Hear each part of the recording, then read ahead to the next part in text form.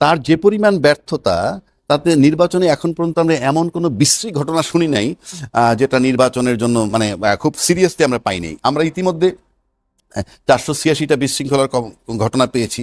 তা সেখানে যেখানে 42,000 সেন্টার, সেখানে 486টায় বিশৃঙ্খলা খুব জরুরি, মানে খুব কঠিন কিছু, নর্মাল মানে মানে খুব খারাপ কিছু না, কারণ আমরা অতীতে এটা দেখেছি। আর এই সরকার তো ব্যর্থই। এই সরকারের বেলায় যা হওয়া উচিত ছিল তা হয় নাই। আচ্ছা, কেন হয় নাই সেই প্রশ্নটা আসতে পারে। প্রশাসন কি তাকে কোঅপারেট করতেছে? প্রশাসন যদি কোঅপারেট করতে, তাহলে পিছের 18 মাস ব্যর্থ হলো কেন? পিছের 18 মাস নিন্দা শুনলো কেন? তাহলে প্রশাসনের রোল তাইলে পিছু ছিল কিনা আমি জানি না। আজকে যদি বলা হয় মাঠে সেনাবাহিনী বলেন, আনসার বলেন, সবাই বিশাল রোল প্লে করছে, তাহলে পিছের 18 মাস নিন্দিত হইল কেন আইন শৃঙ্খলা পরিস্থিতি নিয়ে? তাহলে পিছিয়ে 18 মাস কি কোঅপারেট করেন নাই? আসলে বিষয়টা কি তাই? কিন্তু আমার কাছে সেটা মনে হয় না। আমার কাছে মনে হয় অন্য একটা জায়গায়। সেটা হইলো এই যে যারা বিশৃঙ্খলা করার ক্ষমতা রাখে, আপনি মনে করেন প্রশাসন বলতে যা বুঝায় সেটা ফেসিজমের পক্ষের, কারণ 16 বছর তারাই ছিল। ইভেন আমরা নানান জায়গায় শুনেছি আব্দুল মোমেন, ফরেন মিনিস্টার, উনি 8 মাস পরে দেশ থেকে পালায়ে গেছেন, বলছেন আমি প্রশাসনের সহযোগিতায় বেরিয়ে গেছি। তার মানে ফেসিজমের সাথে প্রশাসনের একটা সম্পর্ক আছে। তাহলে নির্বাচনটা কেন এখন পর্যন্ত আপনি শান্তিপূর্ণ দেখছেন? তাহলে প্রশাসন হয়তো বিবেচনায় নিছে যে সামনে নির্বাচিত হয়ে যারাই আসবে তারা হয়তো প্রশাসনের জন্য হার্মফুল হবে না। প্রশাসনের জন্য হার্মফুল হবে না বললে আপনার কাছে প্রশ্ন আসতে পারে, প্রশাসনের জন্য হার্মফুল হবে কেন? প্রশাসনের জন্য হার্মফুল শেখ হাসিনা ছিল না। আপনারা দেখছেন, মনে হইতো যে শেখ হাসিনা যতদিন ক্ষমতায় ছিল, যে প্রশাসনের 16-17 লক্ষ লোক, এদেরকে মনে হইতো জনগণ, আর আমরা যারা জনগণ ছিলাম তারা ছিল শাসিত হওয়ার জন্য। আপনি যেটি বলতে চাচ্ছেন সেটি নিশ্চয়ই এরকম যে জনবান্ধব প্রশাসন না গড়ে সরকার বান্ধব প্রশাসন, সরকার মাধ্যম, হ্যাঁ, প্রশাসন। তা এই প্রশাসন ভাবতেছে যে সামনে নির্বাচনে যারা আসবে তারা হয়তো প্রশাসন বান্ধব সরকার হবে। এক, সে কারণে তারা স্থির। দুই, আপনি আসেন আর একটা জায়গায়, আমরা বরাবরই শুনে আসছি যে ইঞ্জিনিয়ারিং করে নির্বাচনের দুইটা ধাপ, একটা হলো কারচুপি, একটা হলো ইঞ্জিনিয়ারিং। কারচুপিটা করে দলীয় নেতাকর্মীরা, ওই সিল সাপ্পর মারা, ব্যালট পেপার পুশ করা ইত্যাদি। আর ইঞ্জিনিয়ারিংটা করে প্রশাসন। আমরা হাসিনার বেলায় শুনছি ইঞ্জিনিয়ারিং এর মাধ্যমে বিজয় লাভ করা। ইঞ্জিনিয়ারিং করে কিনা আমার কাছে জানা নাই, আমার কাছে তথ্য নাই, কিন্তু আমরা এগুলো আপনি তো পরিচিত এই শব্দগুলোর সাথে। তো সেই ইঞ্জিনিয়ারিং বিষয়টা যেহেতু প্রশাসন থেকে করা হয়, আমরা সেটা জানি না। তবে আপনার এই চ্যানেলের মাধ্যমে আমি বলবো যে বাংলাদেশ গত 16টা বছর নির্মমভাবে সাফার করেছে, এবং এই যে নির্মমভাবে সাফার করেছে জনগণগুলো, এখানে আয়নাঘর, এই আয়নাঘরে যে লোকগুলো ছিল বাংলাদেশের জনগণের অংশ। এখানে বিডিআর হত্যা হয়েছে, 57 জন সেনা অফিসার হত্যা হয়েছে, সেটা বাংলাদেশের জনগণ। শাপলা চত্বর হত্যা হয়েছে, বাংলাদেশের জনগণ। এই যে জায়গাগুলা, তা সত্ত্বেও ইঞ্জিনিয়ারিংয়ের নির্বাচন হয়েছে। তাদেরকে আমি অনুরোধ করব, দেশটাকে একটা জায়গায় যেতে দেন। ভোটাভুটি যাই হোক, আমরা ফলাফল মেনে নিব, সবাই মেনে নিবে, কিন্তু ইঞ্জিনিয়ারিংয়ের দিকটায় যায়েন না। আপনাদের কাছে বিশেষ অনুরোধ, আপনারা যদি শুধু মনে করেন আপনাদের চামড়া বাঁচানোর জন্য, আপনারা ভালো থাকার জন্য সরকার একটা ইঞ্জিনিয়ারিং করে নিবেন, আর শুধু আপনারা ভালো থাকবেন আর আমরা নির্যাতিত হব, মেহরবানি করে এটা করবেন না। এক। দুই, শুধু তাই না, প্রজাতন্ত্রের কর্মকর্তা কর্মচারী যারা আছেন, তাদের স্ত্রী পুত্র আছেন, তারা কিন্তু ভালো থাকেন, তাদের কোনো সমস্যা হয় না। তাদের কাছে আমি অনুরোধ করব যে আপনারা আপনাদের স্বামী কিংবা সন্তান যারা, তার পিতাকে মেহরবানি করজোরে বলবেন, ওরা আমাদের ভাই, ওরা আমাদের চাচা, ওরা আমাদের দেশের লোক। সুতরাং তোমরা ইঞ্জিনিয়ারিং করে কাউকে ক্ষমতায় আইনো না, দেশটাকে একটু ভালোবাসো। এবং এইটা আমি আপনার মাধ্যমে জানাচ্ছি। আপনি যেটি বলছেন সেটি আসলে মানুষের নীতিগত পরিবর্তন, একটা মানুষের, আমি ওই জন্য বলছি আপনারা এখন চেঞ্জ হন। আর কত 16টা বছর আপনারা ইঞ্জিনিয়ারিং করে সরকারকে টিকিয়ে রাখছেন, সুতরাং সামনে এটা কইরেন না।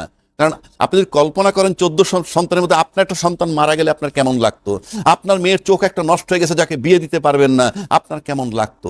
আমি শুধু আজকে এইখানে এই একটা বার্তাই দিতে চাই, ওই বিশেষ করে কর্মকর্তাদের স্ত্রী পুত্র কন্যাগণের কাছে আমার দাবি, আপনারা আপনাদের পিতাকে বা স্বামীকে বলবেন যে আল্লাহর দোহাই লাগে তোমরা ইঞ্জিনিয়ারিং কইরো না। ইঞ্জিনিয়ারিং মেরিটস কি? ইঞ্জিনিয়ারিং মেরিটস আর ডিমেরিটস বলি।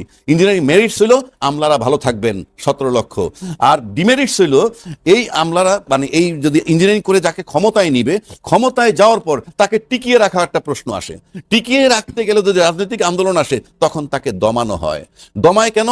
তার সার্ভাইভালের জন্য ওই সরকার থাকলে তার সুবিধা। মেহরবানি করে সেই জায়গাটায় যায়েন না। ইঞ্জিনিয়ারিং করে একটা সরকারে আনবেন, এবং তাকে টিকিয়ে রাখার জন্য দেশবাসীর প্রতি নির্যাতন করবেন, এখান থেকে দয়া করে সরে আসেন। ফলাফল যাই হোক, ভোট যে বেশি পাবে তারা সরকার গঠন করবে। আর যারা রাজনৈতিক দল তাদেরকেও বলছি, আপনারা এই চিন্তা করেন না, ইঞ্জিনিয়ারিং এর চিন্তা ভাবনা আপনাদের ভিতরে। আপনার বক্তব্য শুনে আসলে আমার ব্যাপারটা এরকম মনে হচ্ছে যে বাংলাদেশবাসী জুলাই আগস্টের যে অভ্যুত্থান, সেই অভ্যুত্থান থেকে নতুন একটি বাংলাদেশের যে স্বপ্ন দেখেছিল, সেই স্বপ্ন বাস্তবায়নের সারথি হিসেবে ডক্টর মোহাম্মদ ইউনূস এসে অন্তর্বর্তী সরকারের প্রধান হয়েছেন এবং তিনিও প্রায় 2.25 বছরের মতো সময় পার করেছেন। এই 2.25 বছরে আসলে সাধারণ মানুষের যে বক্তব্য, সেটার সাথে আপনার অনেকটাই মিলে যায় যে এখানে একটা ব্যর্থতার পরিমাণটা বেশি আসে এবং আজকের যে জন আকাঙ্ক্ষাপূর্ণ ভোট, সেটি সারা দিনের যে চিত্র আমরা দেখেছি। তাহলে কি আমরা গণঅভ্যুত্থান, এমনকি এই যে অন্তর্বর্তীকালীন সরকারের রাজনৈতিক যে সংস্কৃতি এবং পরিবর্তনের যে প্রচেষ্টা, ঐক্যমতের যে চেষ্টা, সবকিছু কি তাহলে ব্যর্থতায় পরিণত হয়েছে? আমি আপাত দৃষ্টিতে এট এ গ্ল্যান্স যদি বলেন, আমার কাছে তাই মনে হয়। কিন্তু আপনি দেখেন, ভোটের ভিতর থেকে কথায় কথায় রাজনীতিবিদরা বলে জনগণ ভোটের জন্য অস্থির। আমি বারবার বলি, কোনো রাজনৈতিক দলের ব্যক্তিগতভাবে টোটাল জনগণকে ক্যাশ করার রাইট নাই। আপনাকে বলতে হবে আমার দলের সম্পৃক্ত যে জনগণ, যে দলের নেতা যখন বলবেন নির্বাচন চাই, কিভাবে জনগণ, কোন জনগণ? আমার দলের সাথে সম্পৃক্ত যে জনগণ, তারা নির্বাচন চায়।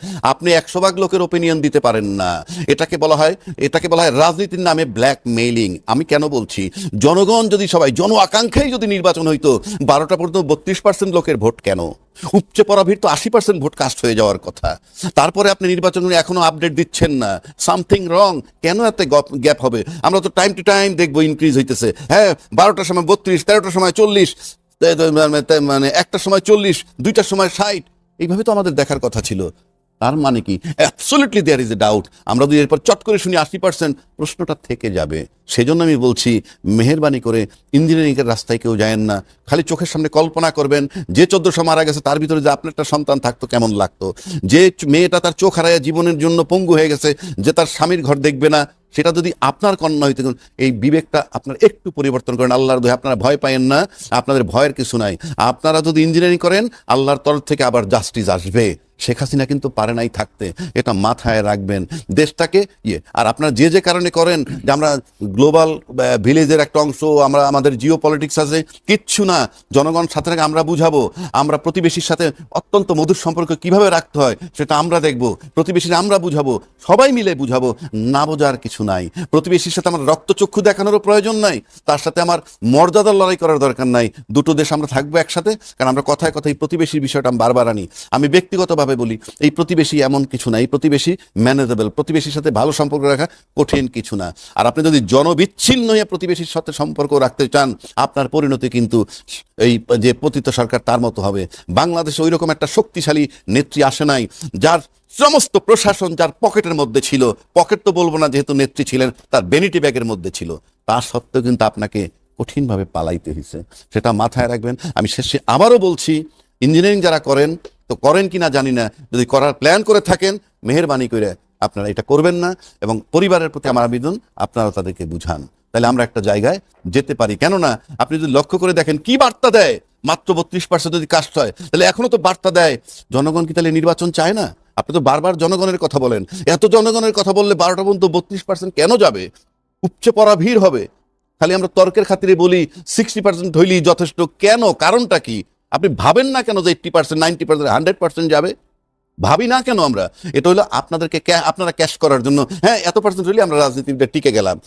এই থিওরিটা চেঞ্জ করতে। দেখুন আবেহানা রাজ্জাকি, আমরা যখন একজন অর্থনীতিবিদের সাথে কথা বলেছি, তিনি জানিয়েছেন যে বর্তমান সরকারের যে অর্থনৈতিক স্বাবলম্বিতা এবং বৈদেশিক বিনিয়োগ আনার যে প্রক্রিয়া, সেটি আসলে বাংলাদেশের জন্য পর্যাপ্ত নয় বা সামর্থ্যবান নয়।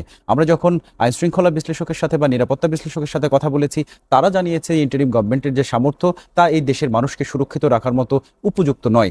আপনি একজন রাজনীতি বিশ্লেষক, আপনি যেটি বলছেন, সেখানে আমরা আসলে সেই একই ধরনের অনুপযুক্ততার একটা বিষয় পেয়ে যাচ্ছি। তাহলে যে আজকের ত্রয়োদশ নির্বাচনের পরবর্তীতে এবং গণভোটের মধ্য দিয়ে আগামী যে সংবিধান সংস্করণ সহ নতুন যে বাংলাদেশের একটা ধারণা করা হচ্ছে, সেটিও কি আসলে যেই দলই ক্ষমতায় আসুক বা যে সরকারি গঠন হোক, এটি কি আসলে ব্যর্থতার আর এক ধাপের দিকে এগিয়ে যাচ্ছে? এটা আপনি বসে বসে দেখবেন, আমার বলার প্রয়োজন নাই।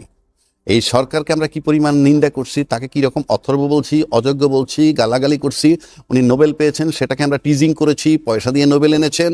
বাংলাদেশে বহু পয়সাওয়ালা আছে, নোবেল দিয়ে পয়সা দিয়ে পাওয়া যেতে বহুজনে কিনে আনতেন। তার সত্ত্বেও তার যে মর্যাদা দিচ্ছি, আপনি নির্বাচনটা হোক, আপনি দেখতে পাবেন যে এই আপনার টেলিভিশনে এসে, এই চ্যানেলে এসে আপনার সরকারের নিন্দা করতে পারেন কিনা। আমি বলছি সরকারের নিন্দা করা যে বাধ্যতামূলক তা না, যদি সরকারের কোনো ল্যাকিং দেখেন, কোনো লুপহোল পান খুঁজে, তারপর আপনার নিন্দা করতে পারেন কিনা দেখবেন, তো ফলাফলই বলে দিবে, সময়টা বলে দিবে। তখন আমরা যেমন এই সরকারের একটা নিন্দা এমনভাবে করছি, তার 18 মাসের ব্যর্থতা খালি বলছি। উনি তো 18 মাসের কোনো নতুন কিছু করেননি। আমরা ভুলেই গেছি তার আগের যে 15টা বছর ছিল। আমরা কিন্তু এই নির্বাচনের আগ পর্যন্ত আমরা কিন্তু এই সরকারের 18 মাসের নিন্দা করেছি, আমরা কিন্তু পিছের 15 বছরের নিন্দা করিনি। এবং আমি অ্যাডভান্স বলে যাচ্ছি, আবার যিনি নির্বাচিত হয়ে আসবেন, ক্ষমতায় যারা আসবেন, তারা দেখবেন এই সরকারের এই 18 মাসের কি গাফলতি কি করছে, এইগুলার নিন্দা হবে।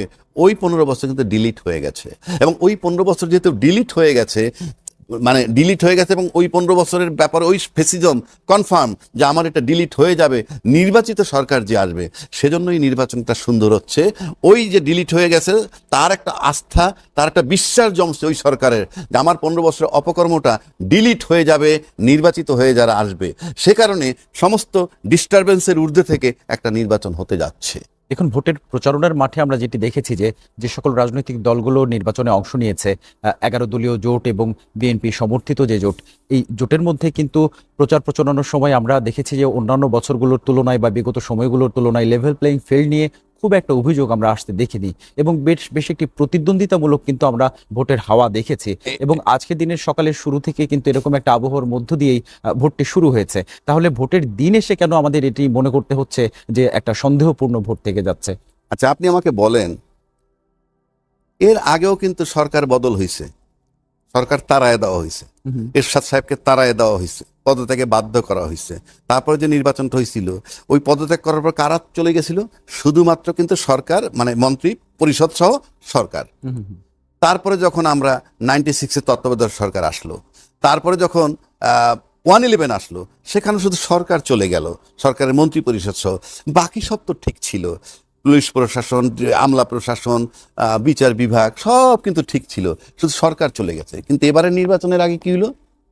1400 লোক মারা গেল, 30,000 লোক আহত হইল, বায়তুল মালের খতিব পালায়া গেল, বাংলাদেশ ব্যাংকের গভর্নর পালায়া গেল, বিচারপতিরা পালায়া গেল, সমস্ত প্রতিষ্ঠান ধ্বংস হয়ে গেল। সংস্কারের নামে 8 মাস পার করলাম, সংস্কার হয় নাই, গণভোট পাশ করলে হবে। সেই অবস্থায় আমরা একটা নির্বাচন করতে যাচ্ছি, এবং নির্বাচনটা ভালো হচ্ছে কেন? এটার মানে হচ্ছে যে সরকারটাকে আমাদের তাড়ানোটা জরুরি। সরকারটাকে তাড়ানোর জন্য যারা ঐক্যমত্য হইছেন, তারা হইল বাংলাদেশের মনে করেন নিয়ন্ত্রক। এই নিয়ন্ত্রক আসলে কারা হতে পারে? আপনি এই নিয়ন্ত্রক যদি বলেন যে আগের সরকার ছিল প্রশাসনের সরকার, তাহলে এই সরকার প্রশাসনের সরকার হয় নাই। তাহলে কি জনগণের সরকার হয়েছে? জনগণের সরকার হয়েছে বলে 32% লোক মাত্র ভোট দিয়েছে, বাকিরা কোথায়? তাহলে সরকারটা মূলত কাদের? কথা তো সেখানেই। সেই প্রশ্নটি আপনার কাছে আমি রেখেছি। তাহলে কি হচ্ছে যে রাজনীতিবিদরা যে বলেন 100 ভাগ তো রিপ্রেজেন্ট করেন না, মাত্র 32%। এর ভিতরে কিন্তু দলীয় ভোটও আছে, দলের ভোট তো দলকে দিবেই, দলের ভোট তো দলকে দিবেই। তাহলে আপনি দেখেন, দলের ভোট যদি বলেন, আমরা জানি বিএনপির 35% আছে, অতীত রেকর্ড। ঠিক আছে, জামাতের আছে 7-8%, বাড়ছে 10%, 45। তারপরে ধরেন অন্যান্য যত দল আছে সবাই মিলে যদি আরো 10% দিই, তাহলে 55। সেই 55% ভোটও তো কাস্ট হয়নি, 55% ভোটও তো কাস্ট হয়নি 12টা পর্যন্ত। কেন হয়নি? এটা কি অন্তর্বর্তীকালীন সরকারের? এটার মানে হচ্ছে আমরা এই ফলাফল, মানে এই এখন পর্যন্ত কাস্টিং এর কথা বলছি, এতে বলে দেয় যে অনীহা, ভোটে যাচ্ছি না, ভোট দিতে যায় নাই। আরে ভাই, অনীহাটা আসলে কেন মনে হয়? এটার মানে হচ্ছে যে আপনি যদি ধরেন একটা দলের আইডিওলজি দেখলেন একরকম, একটা চট করে ইউটার্ন নিয়ে নিল। মনে করেন আমি একটা দল করেছি, সেই দলটার কিছু আইডিওলজি আছে, সেই আইডিওলজি নিয়ে মনে করেন আমি মোটামুটি 40 বছর রাজনীতি করলাম, তাহলে 40 বছরে তো আমার কিছু লোক হয়েছে কিনা? হয়েছে। এখন চট করে যদি আমি এটা রিভার্স হয়ে যাই, আমি পার্টির লোক চিফ হিসাবে রিভার্স হয়ে গেলে আমার যত ফলোয়ার্স আছে সবাই কি সব মানবে? অনেকেই ঘুরে যাবে। তো অনেকেই ঘুরে গেলে আপনি যদি লক্ষ্য করে দেখেন যে মিডিয়া 16 বছর যাদেরকে কাভারেজ দেয় নাই, 16 বছর পর এমনভাবে কাভারেজ দিচ্ছে যে মনে হয় ওই যে পিসের সরকার 16 বছর যাকে কাভারেজ দিত সে বাংলাদেশে কখনোই ছিল না, এইরকম মনে হয়। এই রিভার্স হওয়ায় তার নিজের ভিতরেও তো মতবিরোধ হতে পারে, সেটা আমরা জানি না। নয় এত পার্সেন্টেজ এত কম কেন? এখন আমাদের রেজাল্ট শুনি 80% কাস্ট হয়েছে। আমি তো ভাই অ্যাটলিস্ট যাই হোক না কেন আমার তো আস্থা থাকবে না। তা নাহলে 12টার পর থেকে 1 ঘন্টা পর পর আমরা আপডেট জানলাম না কেন? আপনিও তো চ্যানেল হিসাবে বারবার রিপোর্টিং করতেছেন, 1 ঘন্টা 2 ঘন্টা পর পর আপনারা স্পেশাল টক শো করতেছেন। You are failure, you are failed যে আপনি আপডেট দিতে পারতেছেন না। আপডেটটা দেওয়ার কথা না? আমরা গণতন্ত্রে ফিরে যাচ্ছি, জন আকাঙ্ক্ষা বাস্তবায়ন করতে যাচ্ছি, তাহলে আপনি আপডেট পেতে এত দেরি হচ্ছে কেন? এবার কিন্তু ভোটের আগেও অন্তর্বর্তীকালীন সরকারের প্রেস উইং থেকে জানানো হয়েছে যে ভোটের ফলাফল গণনাতেও বেশ খানিকটা সময় লাগবে এবং ভোটের চূড়ান্ত ফলাফল ঘোষণা করতে সময় লাগতে পারে। তো এই যে দীর্ঘ একটা সূত্রিতার বিষয়, এই সময়গুলো আপনার কি মনে হয় বর্তমান সরকার কি আমার কাছে মনে হয় জনগণের আবার প্রশ্নের কোনো আমার কাছে মনে হয় এত সময় লাগবে না। এখন সরকারে তো ভাবছিল জনগণ নির্বাচন চায়, যেভাবে আমরা ফলাও করছি তাতে যদি 80% 90% ভোট কাস্ট হয়ে যায়, আপনি তো এখন 12 কোটি ভোটার, 12 কোটি ভোটারের যদি 80% কাস্ট হয় তাতে কত আসে আপনি বলেন? রাফলি আমার কাছে মনে হয় 8 কোটি, আরো যদি ধরেন প্রায় 9 কোটি, 9.5 কোটি, 10 কোটি ভোটার আইসে যায়। তো 10 কোটি ভোটারের তো 20 কোটি ব্যালট হবে, কারণ না গণভোটও আছে, সুতরাং নেচারালি গুনতে টাইম লাগার কথা। এখন আমি পাইতেছি মাত্র 32%, 12টা পর্যন্ত, তারপরে আপডেট নাই। তারপর চট করে আমি 80% 60% শুনলে আমার তো একটা প্রশ্ন আসবে, কারণ আপনার জন আকাঙ্ক্ষা, তাহলে তো সুযোগ পাইলেই আমি ভোট দিতে যাব, তাহলে তো দেরি হওয়ার কথা না। প্লাস এও শুনছি যে আপনারা সবাই মধ্যরাতে তাহাজ্জুদে নামাজ পড়ে গিয়ে পাহারা দিবেন, ভোট সেন্টারে যাবেন, আরেক গুরু বললো ফজর নামাজ পড়ে যাবেন, তাহলে তো ভোটারে জয় জয়কার থাকার কথা। 12টা পর্যন্ত 32%, আমি বারবার রিপিট করতেছি কথাটা। তার মানে আপনার আইডিওলজি চেঞ্জ করছেন, তাতে আপনার লোক ঘুরে যেতে পারে। হ্যাঁ, এখন ভোট হইলে, এখন যদি ভোট মনে করেন 100 ভোটের মধ্যে 20টা ভোট কাস্ট হয় বা 30টা কাস্ট হয়, তার ভিতরে আপনি 18টা পাইছেন, আমি 12টা পাইছি, আপনি জয়লাভ করেন, কোনো সমস্যা নাই। আপনি 18টা 20টা ভোট পাইয়া পুরো 100 লোকই তো শাসন করবেন। আমরা তো সেই জায়গাটাই ফেরত যাচ্ছি যেই পদ্ধতিটা আগে ছিল। তাহলে কি দেশের রাজনৈতিক দলগুলোর কাছে দেশের অপামর জনসাধারণ বলতে আমরা যা বুঝি অপামর জনতা, তারা কি বারবারই প্রতারিত হচ্ছে? রাজনৈতিক দলের কাছে জনগণ কোনো ফ্যাক্টর না। রাজনৈতিক দলগুলো যদি ভাবতো যে এই দেশটাকে আমরা গড়ব 53-55 বছর যাবত, আপনি দায়িত্বশীল, আপনি বলেন তো কোন রাজনীতিবিদ যারা সুপ্রতিষ্ঠিত বাংলাদেশে, তাদের সন্তানরা বিদেশে লেখাপড়া করছে, তাদের সন্তানরা বিদেশে থাকে, ছেলে পেলে বিদেশে থাকে, 90% কেসে তারা দেশটা গড়তো, তারা এই দেশে বসে ভাবে এই দেশ তাদের জন্য ভালো নয়। আপনার দেশ যদি আপনি ভালো বানাইতে না পারেন নাই বলেই আপনি বাইরে যাচ্ছেন, বাইরে রাখতেছেন। আর আপনি যখন বাইরে রাখছেন সেফ জোন, তখন আপনার কাছে মনে হয় এটা আমার আয়ের জায়গা, এটা আমার ইনকামের জায়গা, যার জন্য এমপিরা ইনকাম করে। এমপিদের কাজ ইনকাম করা নয়, এমপিদের কাজ ডেভেলপমেন্ট ওয়ার্ক না। ইভেন সাংবাদিকরা গিয়েও প্রশ্ন করে আপনি নির্বাচনে আপনি এলাকার কি উন্নয়ন করবেন, প্রশ্নটাই তো সঠিক নয়। বলা উচিত ছিল আপনি উন্নয়ন করলে বাংলাদেশের জন্য আপনার কি আইন বানানো দরকার বলে আপনি মনে করেন। আমরা বারবার দেখছি নির্বাচনে কারচুপি হয়, এটা হয় সেটা হয়, এগুলো প্রোটেকশন দেওয়ার জন্য কি ধরনের আইন করা যেতে পারে। এই আলাপ না হয়ে আপনি কি উন্নয়নমূলক কাজ করবেন? এ কাজ তো আপনার নয়, এ কাজ উপজেলা চেয়ারম্যানের, এ কাজ ইউনিয়ন চেয়ারম্যানের। এবং এমপিদের কাছে এটা হলো আয়ের উৎস, আয়ের জায়গা। তা নাহলে 25 কোটি 30 কোটি টাকা ব্যয় হয়, কোনো সন্দেহ নাই। এই টাকাটা আপনি ব্যয় করেন কেন? ওটা কি পাগল? তাহলে কি রাজপথ, বিপ্লব, সংগ্রাম, রক্তপাত, প্রাণহানি কোনো কিছুই আমাদের একটা আগামীতে স্পষ্ট স্বচ্ছ আমি এখন পর্যন্ত দেখতেছি না, আমি জানি না। কারণ আপনি যদি মনে করেন যে আপনি রাজনীতি দেশটাকে ভালোবাসেন, তাহলে আপনার যে ক্ষমতায় যেতে হবে এমন কোনো কথা তো নাই। আপনি আপনার অ্যাডভাইসটা দেন না, এই করেন, এটা দেশের জন্য ভালো। তাহলে উত্তরণের পথ কি হবে? উত্তরণের পথ আপনি যদি আমাকে বলেন, আপাতত আমি দেখছি না ভাই, আপাতত দেখছি না উত্তরণের পথ। এটা হইল, মনে করেন রাজনৈতিক সরকার আসলে যেটা হবে, তারা যারা ক্ষমতায় থাকবেন তাদের লোকগুলো ভালো থাকবে, হৃষ্টপুষ্ট থাকবে। হ্যাঁ, আপনি তো 100% লোককে ভালো লাগানোর জন্য আপনি আসছেন না। তা না হইলে দেশে তো চাঁদাবাজি হয় নাকি হয় না? দেশে তো দুর্নীতি হয়, টাকা পাচার হয়। হ্যাঁ, তো চাঁদাবাজি কারা করে? চাঁদাবাজি করবে যে দল ক্ষমতা আসার পরে। সে কি তার ওই দলের কর্মী নেতা যারা আছে তারা কি তাদের আত্মীয় স্বজনের কাছ থেকে চাঁদাবাজি করবে, না উল্টা দিকের লোকটার কাছ থেকে? আওয়ামী লীগের সময় যারা চাঁদাবাজি করছে যাদের কাছ থেকে, হ্যাঁ, এখন আসলে উল্টো হবে তাদের। আপনার কাছে আমার শেষ প্রশ্ন আমি রাখতে চাই, যেটি হলো যে উই ওয়ান্ট জাস্টিস, এই স্লোগানের মধ্য দিয়েই কিন্তু আমরা দেখেছি জুলাই আগস্টের বিপ্লব সংগ্রাম সুসংগঠিত হতে এবং সুবিচারের দাবিতেই কিন্তু পথে নেমেছিল সাধারণ মানুষ।